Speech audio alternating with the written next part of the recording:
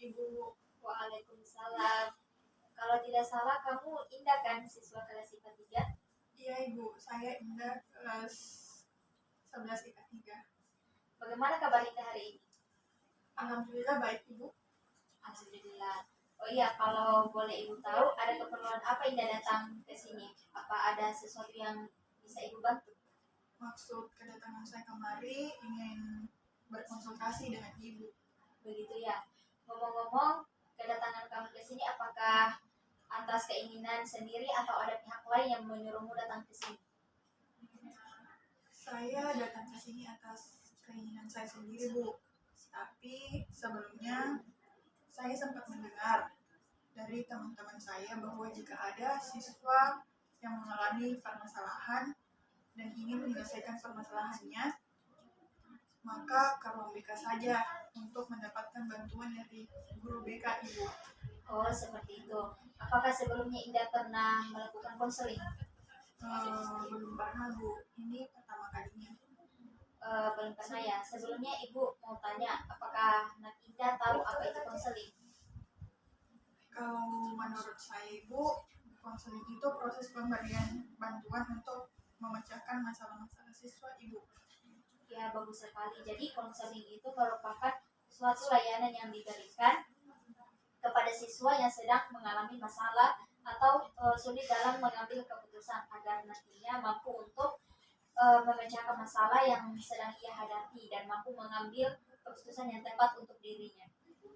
Begitu ya Bu. Nah, menurut kamu apa peran konselor dan konseli dalam proses konseling? Saya belum tahu Ibu. Baiklah, Ibu akan menjelaskannya kepadamu. Nah, di sini Ibu sebagai konselor berperan sebagai fasilitator dalam proses pemberian layanan BK yang berhubungan dengan masalah konseli, masalah yang sedang kamu hadapi. Sedangkan peran konseli berperan aktif untuk membukakan masalah, latar belakang masalah, serta mengkaji berbagai kemungkinan jalan keluar dari permasalahan kamu. Iya Ibu, saya akan berusaha berperan aktif dalam konseling ini. Tapi saya tidak tahu jika tidak ingin jika masalah saya diketahui oleh orang lain Ibu. Iya, perlu kamu ketahui bahwa konselor sebagai organisasi profesi diatur oleh kode etik, di mana salah satu bunyi kode etik tersebut menjamin kerahasiaan klien.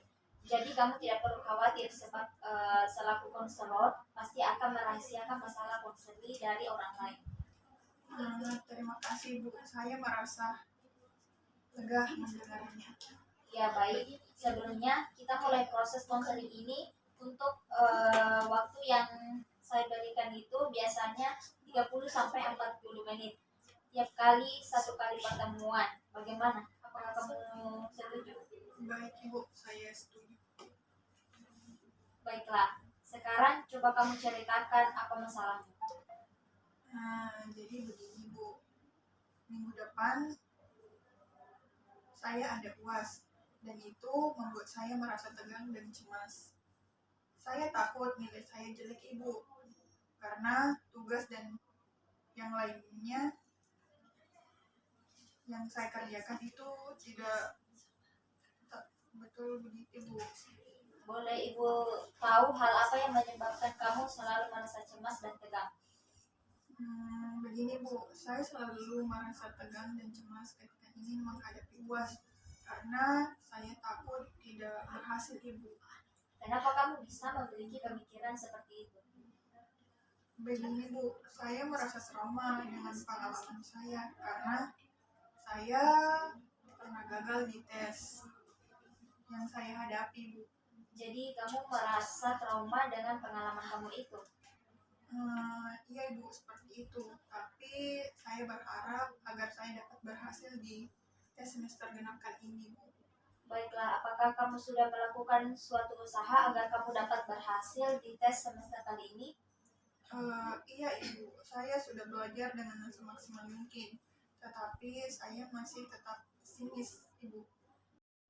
Oke, tadi kamu mengatakan sudah belajar semaksimal mungkin, tetapi kenapa kamu masih merasa pesimis? Iya juga sih Bu, tapi perasaan cemas dan tegang selalu ada dalam diri saya.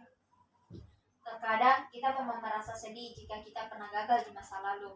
Tetapi jangan sampai rasa sedih itu sampai berlarut-larut menguasai kamu sehingga membuat kamu merasa cemas.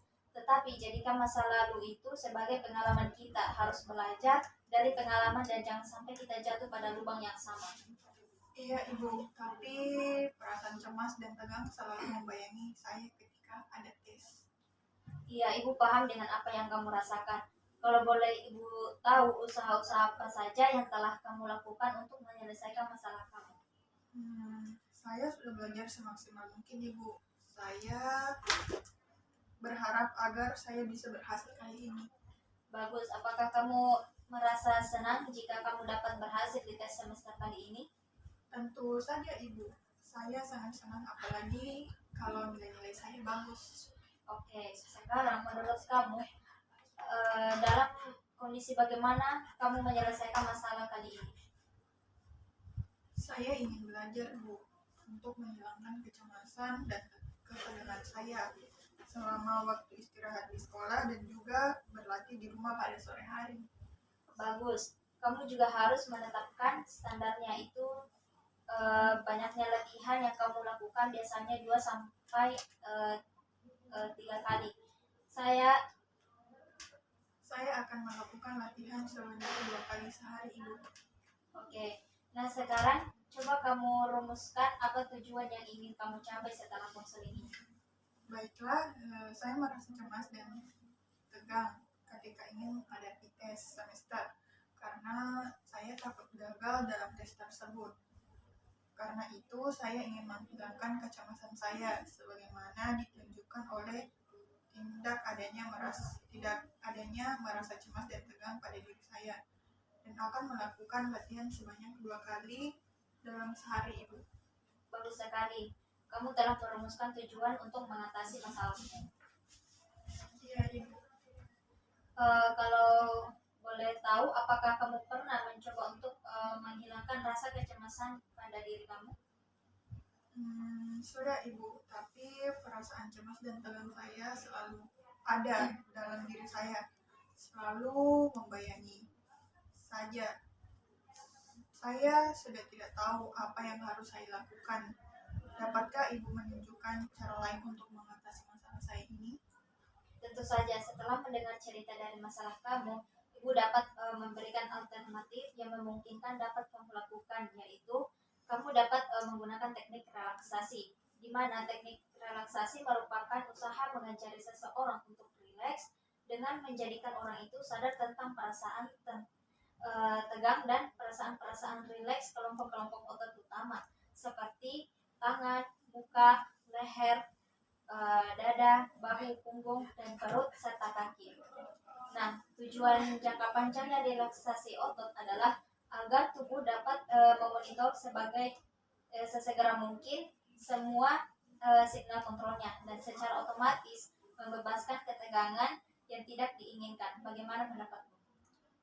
Baik Ibu, saya setuju dan tertarik untuk mempelajari teknik yang Ibu jelaskan tadi. Baiklah, karena kamu sudah tidak sabar lagi melakukan latihan, maka kita akan memulainya sekarang. Baik Ibu. Baik, kita mulai ya.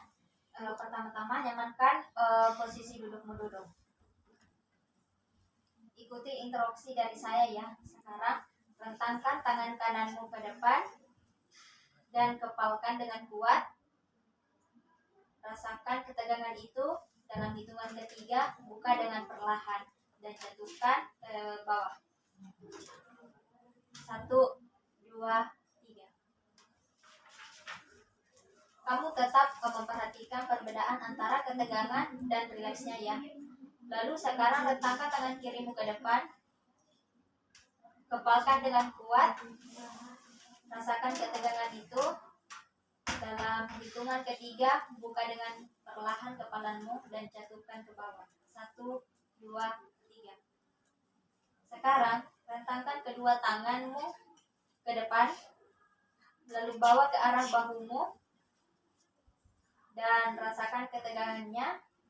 Tekan otot bisepmu dengan kuat. Dalam hitungan ketiga kamu bisa merilekskannya. 1, 2, 3. sekarang kita pindah ke area bahumu. Angkat bahumu sampai telinga. Rasakan ketegangan dalam bahumu itu dan tahan selama 5 detik. Sekarang kendorkan bahumu, rasakan perbedaan antara ketegangan tadi dan rileks sekarang. Sekarang bagian wajahmu. Kerutkan dahi dan alismu. Saya akan menghitung sampai ketiga dan kamu akan melepaskannya. 1, 2, 3. Sekarang pejamkan matamu kuat-kuat. Rasakan ketegangan sekitaran matamu. Dalam hitungan ketiga, rilekskan. 1, 2, 3. Dan sekarang rapatkan rahang atas dan rahang bawahmu dengan menggigit gigimu bersama-sama. Rapatkan kuat-kuat. Rasakan ketegangannya dalam hitungan ketiga, rilekskan. 1, 2, 3. Sekarang kita pindah ke otot leher. Jatuhkan kepalamu ke belakang. Rasakan ketegangannya dalam hitungan ketiga, rilekskan. 1, 2, 3. Nah, selanjutnya tarik nafas dalam-dalam. Tahan dan lepaskan perlahan-lahan. Dan sekarang kencangkan otot perutmu. Tahan dan rilekskan. Sekarang rilekskan seluruh badanmu. Nyamankan dudukmu senyaman mungkin. Nah, bagaimana? Jadi, setelah apa yang kita lakukan tadi, bagaimana menurutmu? Lumayan Bu, tapi masih ada bagian-bagian yang merasa tegang. Baik, jika masih merasa tegang, kita bisa mencoba melakukannya lagi. Apakah kamu tadi mengalami kesulitan? Tidak Ibu. Menurut kamu, apakah perbedaan ketegangan dan relaksasi tadi yang kamu rasakan? Jauh berbeda Bu. Kalau tadi ketegangan saya masih kacau sebelum adanya relaksasi dan tidak enak. Terus tidak tenang. Setelah saya melakukan relaksasi, yang saya rasakan sebuah ketegangan. Itu Bu. Bagus sekali, kamu telah mengalami banyak kemajuan. Iya Ibu. Tapi relaksasi ini sama seperti keterampilan lainnya, membutuhkan untuk banyak pelatihan. Saya meminta kamu untuk latihan 2 kali sehari sekitar 15-20 menit. Dan kamu melakukan di waktu senggang dan tidak ada gangguan. Dan juga sebaiknya menyiapkan buku catatan untuk mencatat setiap kali selesai latihan. Jika kamu merasa bagaimana, kapan, berapa lama, semuanya dicatat. Dan apapun yang kamu rasakan saat melakukan hal tersebut. Baik Ibu, saya akan lakukan agar ketegangan dan kecemasan saya bisa berkurang. Baiklah, apa ada yang mau ditanyakan dari penjelasan tadi? Tidak ada Ibu, sudah jelas semuanya. Kalau begitu saya harap kamu bisa berlatih selama 2 minggu ya. Dan setelah itu kita bertemu lagi di jam dan hari yang sama dan juga membahas latihan yang telah kamu lakukan. Baik Bu, terima kasih banyak. Assalamualaikum. Waalaikumsalam.